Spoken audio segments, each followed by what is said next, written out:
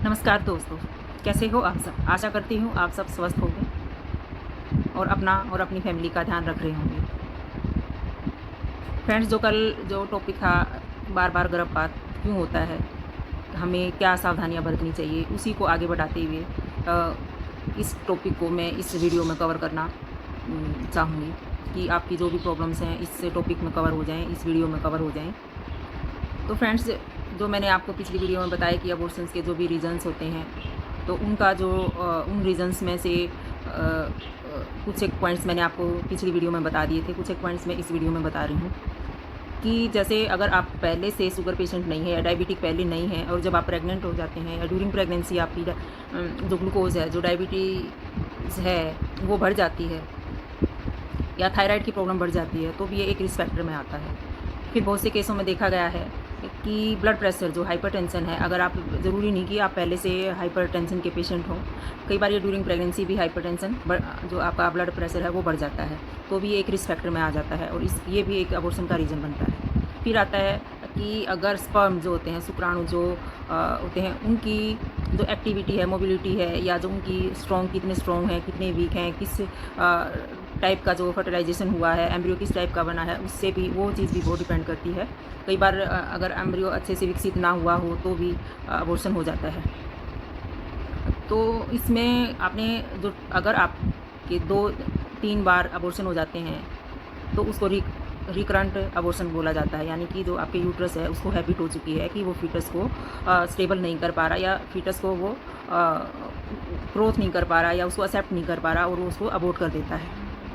कई बार इसमें देखा गया है कि जो आपकी वेजाइन सर्विक्स है, जो उसमें भी कई बार प्रॉब्लम होती है कि वो जब भी बेबी ग्रो करता है या जब बेबी का वेट बढ़ता है तो वो उसका वेट नहीं सहन कर पाते और वो लूज़ होनी शुरू हो जाती है, जिससे भी अबॉर्शन हो जाता है।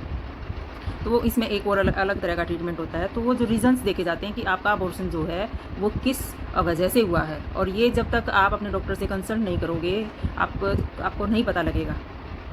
तो जो टेस्ट मैं आप लोगों को बता रही हूँ उसमें एक तो होता है कि आपने अपनी जो अल्ट्रासाउंड है वो कराइए कि आपका यूट्रस जो है वो प्रॉपर ठीक है, उसमें कोई प्रॉब्लम तो नहीं है, कोई फाइब्राइड तो नहीं है, कोई एंडोमेट्रियोसिस तो नहीं है, कोई पीसीओडी तो नहीं है, या हार्मोनल टेस्ट कराइए। जो इन्फेक्शंस होते हैं, आपका कोई एचआईवी का है या हेपेटाइटिस का है, या आपको शुगर का है या हाइपरटेंशन है, लिपिड वाला जो भी है, लीवर के जो भी कई बार होता है उसकी वजह से, और फिर आ जाते हैं हम इस पे अपने टॉर्च और टॉक्सो टेस्ट पे, ये भी इन्फेक्शंस होते हैं तो उसकी वजह से कोई प्रॉब्लम तो नहीं है। तो ये बहुत सारे टेस्ट होते हैं जो आपको डॉक्टर के पास जाके और उनसे आप कंसल्ट करके ये चीज़ें आप पूछ सकते हैं। लेकिन ये चीज़ें आपको तब करनी है जब आप इस हालात से गुजर चुके हैं और फिर चाहते हैं कि आप एक अपना बेबी हेल्दी हो और आप भी हेल्दी रहें। तो उसके लिए आपको पहले अपना ट्रीटमेंट कराना होगा, ये टेस्ट कराने होंगे, अपने डॉक्टर से कंसल्ट करना होगा, वो आपके टेस्ट लिखेगी, और जिस भी टाइप का इन्फेक्शन अगर आपको मिलता है, कोई ऐसा होता है चीज़, तो फिर आपका ट्रीटमेंट होता है। जब आपका ट्रीटमेंट कंप्लीट आपकी डॉक्टर बोले कि हाँ कंप्लीट हो गया है, तो फिर आप कंसीव करें, और कंसीव अगर कर जाते हैं तो फिर उसके बाद आप अपना जो ANC चेकअप होता है, जो रूटीन का प्रेगनेंसी के बाद जो टेस्ट होते हैं या जो भी मेडिसिन होती हैं, वो आप टाइम टू टाइम अपने आप को फॉलोअप कराते रहिए और आप एक हेल्दी बेबी को डिलीवर कर पाएंगे। तो इसमें जो मैंने चीज़ें बताई हैं वो कुछ चीज़ें ऐसे रूटीन की बताई हैं कि ये ऐसे हो सकता है, ये ऐसे हो सकता है। अगर आपके कोई जवाब हैं, कोई सवाल है, आप इनमें से कुछ चीज़ें अपने लिए पाते हो कि ये मेरे साथ हुआ है, तो आप कमेंट बॉक्स में जाके आप पूछ सकते हैं कि जी ऐसे मेरे साथ ये प्रॉब्लम्स हैं, मैं इसके लिए क्या कर सकती हूँ। तो मैं आपको उसको कमेंट सेक्शन में जाके आपको आंसर कर दूँगी। अगर मुझे ज़रूरी लगा कि इस टॉपिक को वीडियो बनानी चाहिए तो मैं आपके लिए एक वीडियो भी बना पाऊँगी।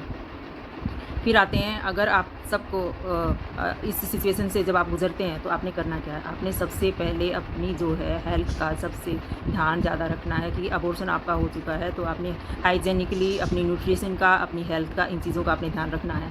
प्रॉपर आपने बेड रेस्ट करना है, प्रॉपर आपके जो भी एंटीसेप्टिक जो भी वेजाइनल ड्यूस वगैरह दी जाती हैं या कोई भी एंटीबायोटिक जो ट्रीटमेंट दिया जाता है वो फुल ट्रीटमेंट आपने लेना है, ताकि आपके जो अबॉर्शन हुआ है उसमें कोई सेप्टिक ना हो। ताकि कई बार क्या होता है कि हम प्रॉपर ट्रीटमेंट नहीं लेते तो उससे जो है स्वेलिंग आ जाती है, आप में जो वेजाइनल डिस्चार्ज, स्मेल का डिस्चार्ज या ब्लीडिंग होनी वो बंद नहीं होती है। तो या फ़ीवर आना शुरू हो जाता है। तो इन चीज़ों से बचने के लिए आपने जो आपकी डॉक्टर आपको गाइड करती है उसके अकॉर्डिंग आपने अपनी मेडिकेशन करनी है, अपना ट्रीटमेंट लेना है। फिर अगर आपको फिर भी कोई दिक्कत आती है फ़ीवर की या भी, तो आप अपने डॉक्टर से कंसल्ट कर सकते हैं। और अभी मेरे दिमाग में सब अभी इतना ही आया हुआ है। अगर आपके दिमाग में कुछ ऐसा चल रहा है, आपके साथ कुछ ऐसा अलग हो रहा है जो आप जानना चाहते हैं, जो इस टाइम मेरे दिमाग में नहीं आ रहा है, तो आप मुझसे पूछ सकते हैं, जान सकते हैं। मैं आपके हर सवाल का जवाब दूँगी। फिर आपने अपने न्यूट्रिशन जो है, अपने अपने आपका जो एचबी लेवल है उसको हमेशा ठीक रखना है। हाँ, जो महिलाएँ हैं उनमें हमेशा एचबी लेवल जो होता है वो लो होता है। तो आप अपनी तरफ ध्यान रखिए, अपनी डाइट का ध्यान रखिए, अपनी न्यूट्रिशन जो फूड है, फ्रूट्स हैं, प्रोटीन्स हैं, आप वो किसी भी तरीके से सैलेड में लेके या स्प्राउट बना के या काले चने का स्प्राउट बनाओ, मूँग की दाल का स्प्राउट बनाओ। तो इस टाइप के जो भी हैं आप खाएँ और अपना जो हीमोग्लोबिन का लेवल है वो बढ़ाएँ।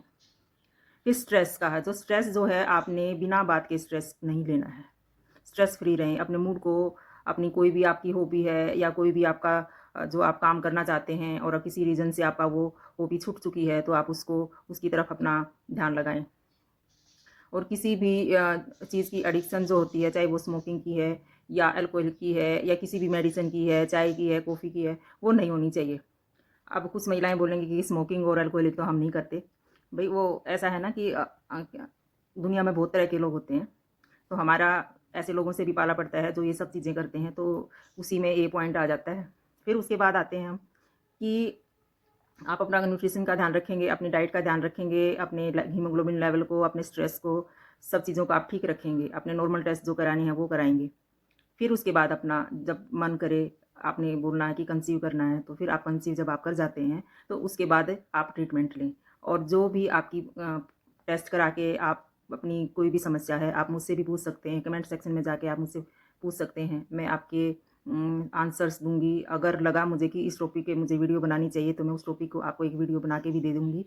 और आशा करती हूँ आपको ये चीज़ें, ये जानकारी पसंद आएगी, आपका कोई इसमें से कोई रीज़न निकल आएगा, आपको लगेगा कि हाँ, ये चीज़ मेरे साथ है, तो मैं इसके लिए ऐसा कर सकती हूँ। तो उसके लिए मैं आप सबकी आभारी रहूँगी। आप मेरी वीडियो देखिए। हाँ, इसमें एक बात और मैं आप सबको बताना चाहूँगी कि आप अपने आप को ना फ़िज़िकल एक्टिव रखिए। अपनी जो फ़िटनेस है, उस पे ध्यान दीजिए। आप अपने आप को ना अंडरवेट रखें, ना आपका ओवरवेट रखें।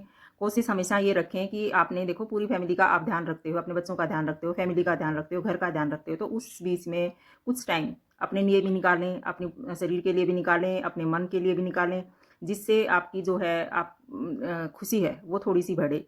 और जब आप खुश रहोगे, कुछ चीज़ें अपने लिए करोगे, तो कुछ चीज़ें जो हार्मोनल, जो खुशी के हार्मोन बॉडी में सीक्रेट होते हैं, वो सीक्रेट होंगे और आपको जो ये समस्याएँ होती हैं छोटी-छोटी, जो भी गायनी से संबंधित होती हैं, ये नहीं होंगी और आप स्वस्थ भी रहेंगे, हेल्दी भी रहेंगे।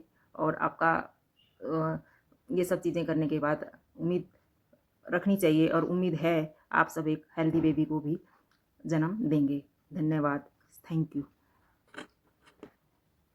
और सेल्फ मेडिसिन जो आप लोग लेते रहते हो ना, सेल्फ मेडिसिन की सिर दर्द है, प्रेगनेंसी के दौरान की मैं बता रही हूँ। प्रेगनेंसी अगर जब आप प्रेग्नेंट होते हो ना, तो उस टाइम पे आप अपनी डॉक्टर की सलाह के बिना कोई भी मेडिसिन ना लें। पेन किलर तो खासकर नहीं लेनी चाहिए।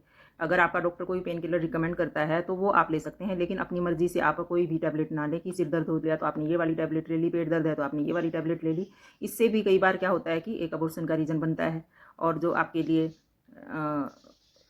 आपके जो थोड़े टाइम के लिए जो दर्द था, वो आपके लिए एक दुखद का कारण भी बन सकता है। इसलिए हमेशा सेल्फ मेडिकेशन ना करें और अपने आप को स्वस्थ रखें।